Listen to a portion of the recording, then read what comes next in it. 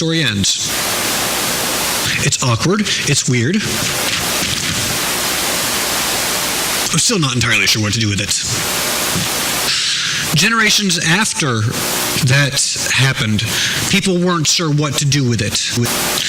Because we hear in the reforms of Hezekiah, several generations on, kings after David, that Hezekiah had that staff destroyed because instead of worshiping God, people were worshiping that staff as an idol. Idolatry is a treacherous and easy trap to fall into.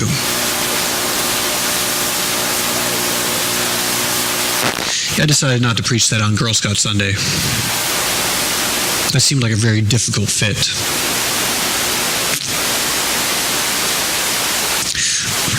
But looking forward, in a couple of weeks, we're going to have that more famous encounter. This is a famous encounter here, by the way, that Jesus is having. He's speaking with an audience of one. Do you know who it is?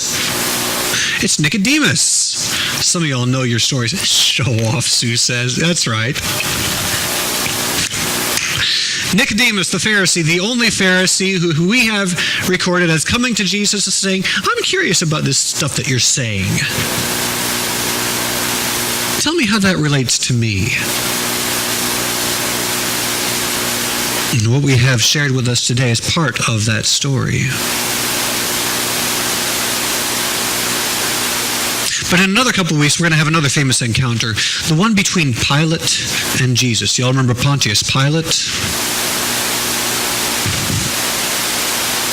The stories are fairly similar throughout our Gospels, but John includes one specific part that always sticks with me. It's this encounter between it's Pilate and Jesus. It's essentially the dying gods of Rome facing down the humble incarnation of God who's preparing to die so that no one will ever have to face death again.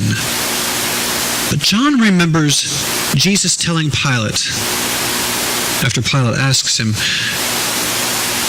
you say that I'm a king. I was born and came into the world for this reason, to testify to the truth. Whoever accepts the truth listens to my voice. And then Pilate, trained and educated probably in the city of Rome itself, the center of the world, and is probably of some philosophical bent and has read Plato and Socrates and all those fun folks. He asks Jesus these words, probably in the Greek, "Ti estin aletheia." What is truth?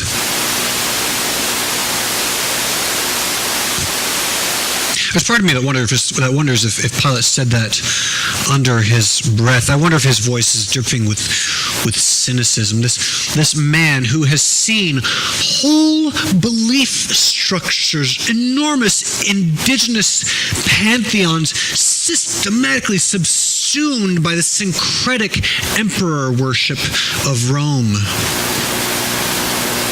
What is truth when you're quite willing to accept every possible version of truth brought to you for the sake of keeping the Pax Romana, the Roman peace? I'd like to think we're a bit less cynical today.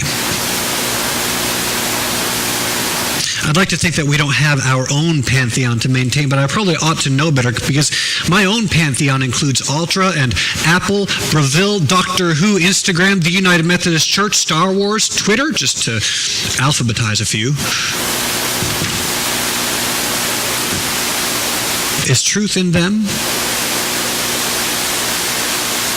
Is truth in my idols, those things that I pour my treasures and my attention into? Is truth separate from them, some pure form of existence that we see only as a shadow? That would be very Socratic.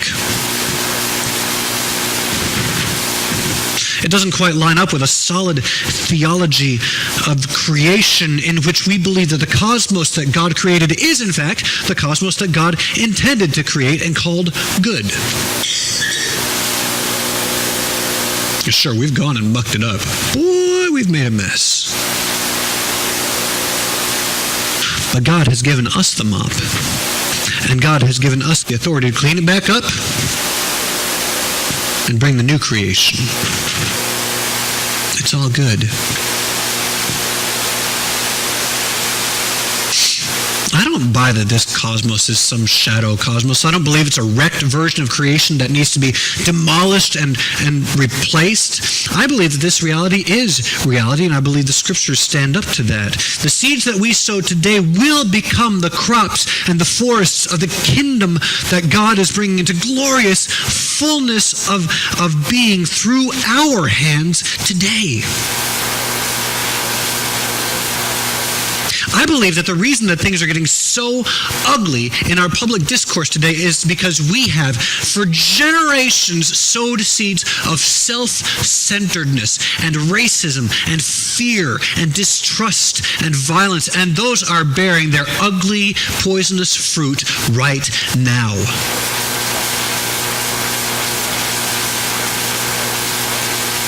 And I think that makes Pilate's question all the more important today.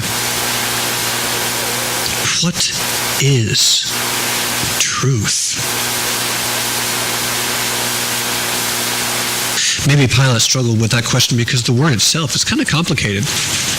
You know, in one sense, truth is fact.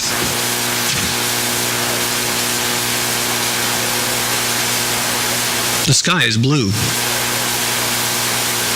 Rocks are hard, especially when they hit you in the head. Things fall toward the earth. I mean, sure, Pilate lives in a day that predates the scientific method, kind of.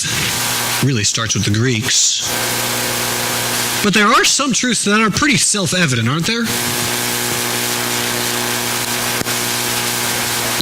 In another sense, and the Greek holds this definition out too, truth is sincerity.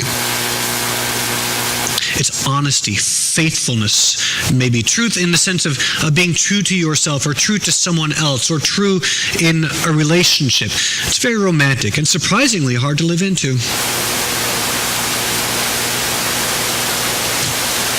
But I think something else is happening with the way that Jesus is using that word in today's reading.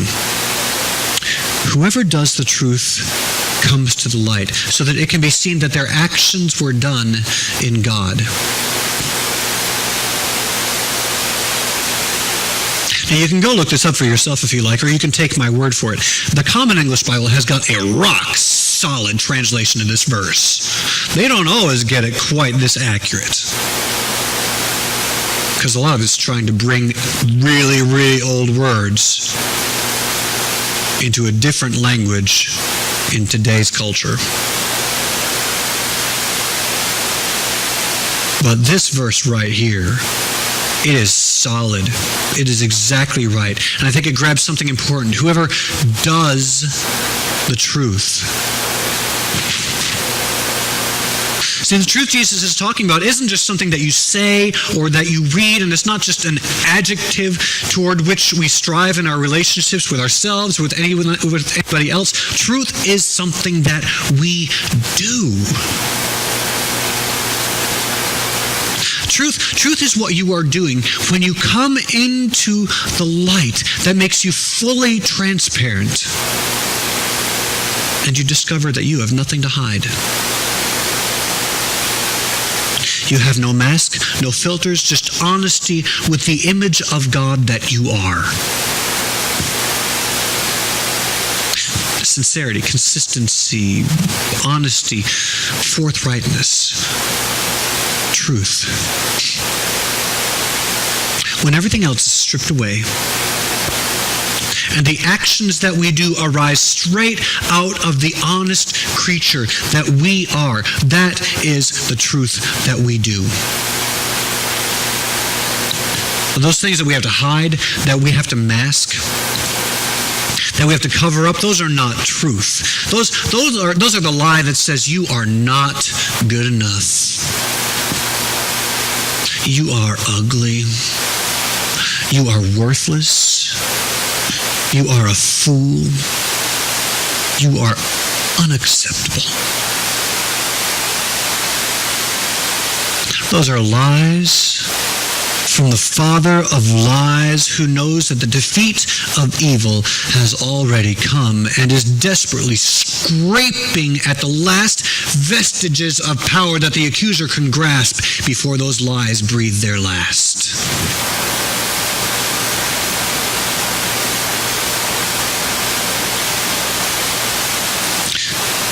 Do this truth. You are perfect. You are beautiful. You are beloved. You are brilliant. You are chosen.